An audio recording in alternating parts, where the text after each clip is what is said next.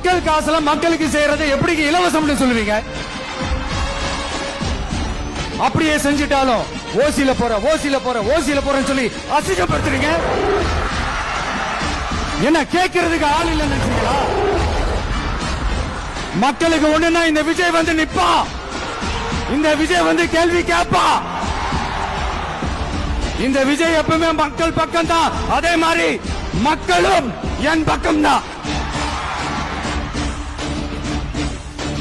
என் மக்கள் மானத்தோட மரியாதையோட கௌரவத்தோட வாழணும்.